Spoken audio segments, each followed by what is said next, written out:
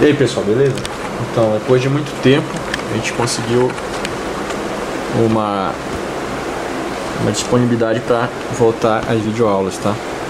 Então, o que a gente vai fazer agora aqui, ó, é a teoria cinética dos gases, né? Eu já falei no vídeo anterior um pouco sobre isso, e agora, né, eu tinha feito esse vídeo introdutório há umas semanas atrás e acabei não tendo tempo de fazer o resto. Mas agora a gente vai continuar, tá? E eu vou viajar semana que vem, então se eu não fizer hoje, não faço mais por um bom tempo. Então, o que a gente falou, né, sobre a teoria cinética dos gases, e a gente deu vários exemplos, falou os principais conceitos, né, da teoria cinética dos gases. Agora a gente vai passar para a parte de cálculo, tá? Então, o que a gente vai falar aqui? A gente vai relacionar o mundo microscópico com o macroscópico, tá? Beleza? Então é isso que a gente vai fazer. Vai analisar o mundo visto das partículas dos gases, com o macroscópico, ou seja, coisas que a gente pode medir. Nós aqui, pessoas e seres macros, tá? Macro, ok? Então vamos ver. Seguinte, o que a gente vai relacionar? Massa da partícula, tá? Ok? Massa da partícula, do gás. A gente vai selecionar a velocidade dele, né? E número de moléculas de partículas, né? Vai relacionar com pressão, volume e temperatura, tá? Energia cinética também, tá? Energia cinética. Daí, a partir disso, depois a gente vai fazer uma análise sobre calor e energia, tá? Que é calor e trabalho, relacionar isso com a teoria termodinâmica, tudo bem? Então veja só o seguinte, como é que a gente vai começar a relacionar? Primeiro, para você olhar o mundo microscópico, você tem que entender o mundo microscópico, ou seja, você tem que se tornar algo microscópico, tá? Como é que você vai falar uma coisa se você não consegue ver? Então, uma forma, entre aspas, de ver isso, tá? Eu vou até mudar aqui de posição porque tá fazendo sombra. Então, uma forma da gente ver isso, tá? É a gente imaginar, né? Primeiramente, o que eu estou fazendo? Estou pegando aqui um recipiente, aqui, ó, um recipiente aqui, tá? E colocando, né, um certo volume, né? Ele está com uma temperatura, né? E aqui a gente tem um êmbolo. Opa! É que eu estou desenhando olhando para a câmera, olhando pelo visor da câmera, então tá meio ruim. Não é que eu estou bêbado não. E a pressão, né? Quando você tem a pressão aqui, ó, desse êmbolo, né, e você tem um gás aqui, essa pressão ela pode ser sentida nas paredes, né, em todos os lados do recipiente. Então vamos imaginar que a gente pega aqui e começa a dar um zoom, né? Dá um zoom, zoom, zoom e pega um pedacinho da parede do recipiente, né? Então imagina o seguinte, que a gente pegou aqui, ó, isso aqui aqui tá, né, a parede do recipiente. Imagina que eu pego uma posição, um pedaço dela, né, dessa parede aqui, vou chamar de A1, que é do recipiente, e eu crio um cubo, tá? Um cubo aqui, ó. Crio um cubo, tá? De dimensão L, L e L, ok? Então aqui você tem,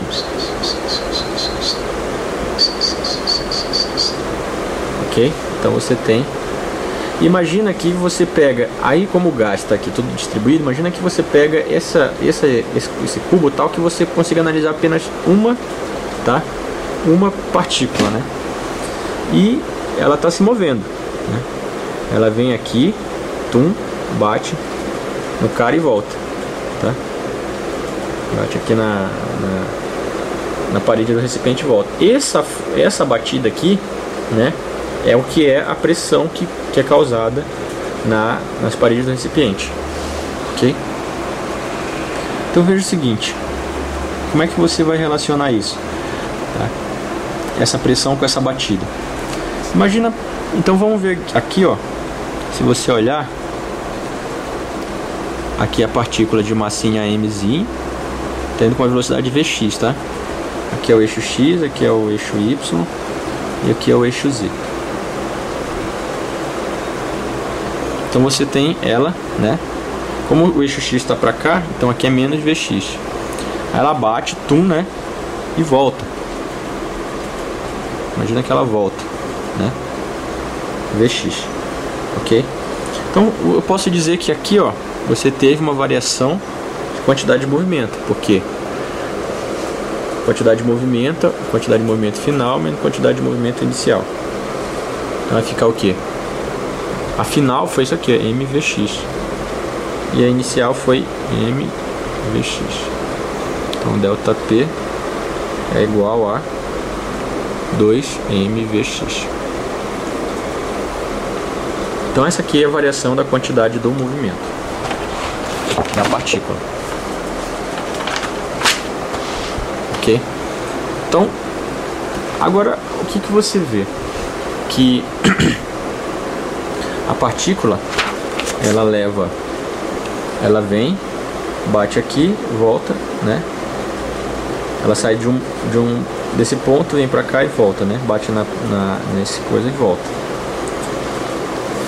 Então nós temos o seguinte, que você tem que ela leva um tempo tzinho, tá? Um tempo tzinho que é dvx, tá? Que é o tempo que ela leva para ir de uma parede a outra. Então, entre dois choques consecutivos, você tem um tempo delta t que é 2t. Então você tem que 2, qual que é o tempo? Lvx. Ok? Isso aqui é uma partícula, é um valor de uma partícula só. Ok? Uma partícula só. Então você vai ter o seguinte: existe um teorema que diz teorema do impulso.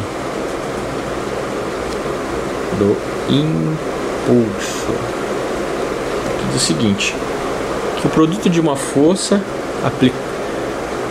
aplicada num certo tempo sobre uma partícula causa uma variação da quantidade do movimento. Imagina o seguinte, que você é um rebatedor de beisebol, né? E aí você vem uma bola, né, na sua direção. O lançador lançou a bola. Tchum, né? A bola vem. Aí você pega o taco e bate. Pá, você aplica uma força sobre essa bola por um determinado tempo, que é o tempo. Imagina o seguinte, aqui ó. Aqui tá o taco, né? Aí a bola vem, né? Uma velocidade v, né? Aí você vem aqui, aí de repente ela tá aqui, ó, né? Ela se achata, né? Então você aplicou aqui nela uma força F por um certo tempo, delta t. Ou seja, você é um tempinho, né? Que é o tempo de contato da bola e quando ela volta. Daí você fez ela vai sair com uma outra velocidade. Então o que acontece? Essa força que você aplicou vezes o tempo é igual a velocidade final, né, menos a velocidade inicial. Ou seja, produzir uma variação na quantidade de movimento.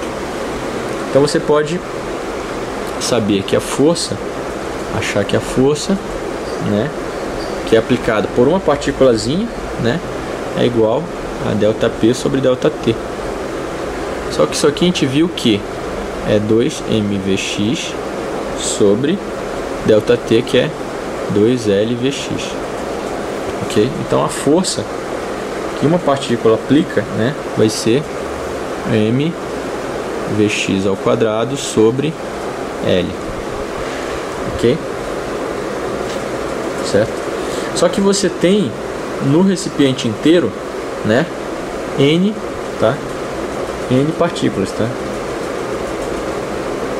N partículas. Então, o que acontece?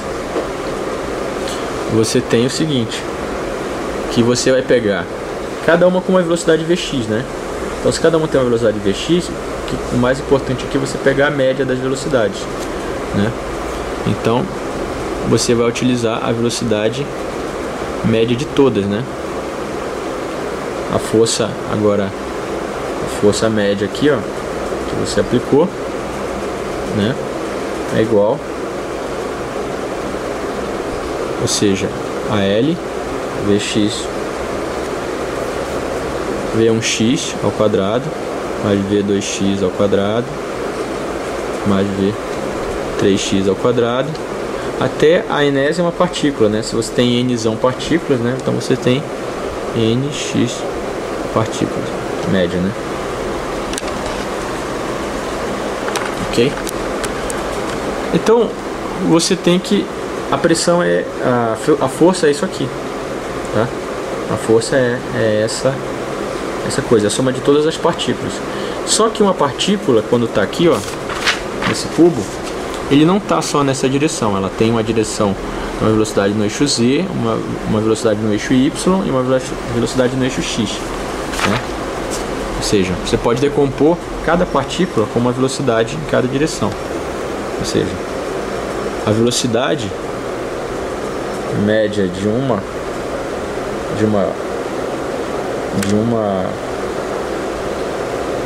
partícula, né, é igual a velocidade média ao quadrado na direção x, velocidade média isso aqui,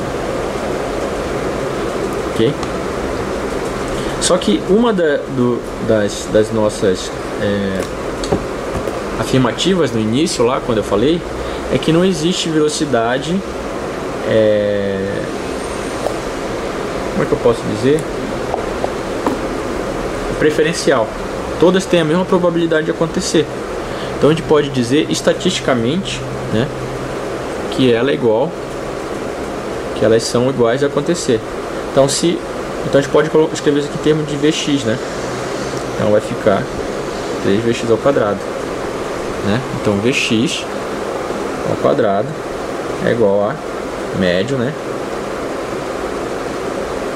sobre Vt sobre 3. Ok? Então você tem que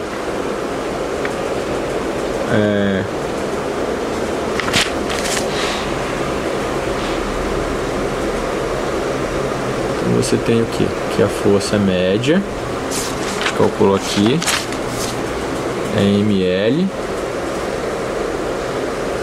n Vx ao quadrado sobre L, né, sobre L, ok? Porque você tem N partículas, né? Então você tem N moléculas aqui, então vai ser N vezes X, tá? Então elas estão com a velocidade Vx. Só que é o seguinte, é uma média, tá? É uma média das velocidades. Não quer dizer que todas estão com a mesma velocidade x, Vx, mas é uma velocidade média no x, tá? Só que a gente achou o que? Que a gente viu ainda agora que essa velocidade Vx é 1/3 da velocidade média das partículas, tá? Então, o que você faz aqui? Se você tem uma força, né, aplicada sobre uma superfície, né, que é a força que uma partícula faz, né? Se todas as partículas fizerem essa força Fzinho, a gente dividir pela área disso aqui, ó, aliás, pela área, né? Bem aqui, você tem uma pressão, tá? Então se você pegar essa força aqui, né, imagina que você tem N partículas aqui, ó, nesse volume, né? Então a pressão sobre essa areazinha aqui, ó, vai ser a força que todas elas fazem, ou seja, a força média, né, aplicada nessa área 1. Como você tem a pressão se distribui igualmente aqui nesse cara, né, você tem que, se você achar essa pressão aqui, você pode extrapolar para todo mundo, né, para o volume inteiro. Então fica o que? Então a área lá, o A1, a área do A1 é igual a L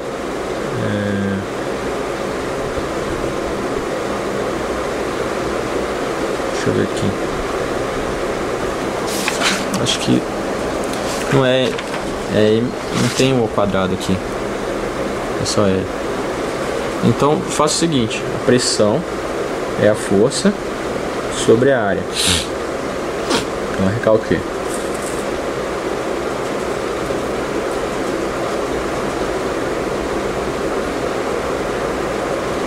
Então a pressão vai ser igual 1/3 de mn v ao quadrado sobre L ao cubo. Só que isso aqui é o volume, né? É o volumezinho, tá? Então fica, isso aqui é V, né? Então V 1/3 de m. Ó, lembre-se que esse m aqui é a massa, tá? É a massa de uma partícula, tá? Não é a massa do gás inteiro. Esse n é o número de partículas nesse volume aqui, tá? Nesse volume aqui, beleza? Então deu 16 minutos, vamos parar aqui. Eu vou continuar no próximo vídeo, senão fica muito extenso, demora muito para eu fazer o upload. Então falou, um abraço, tchau.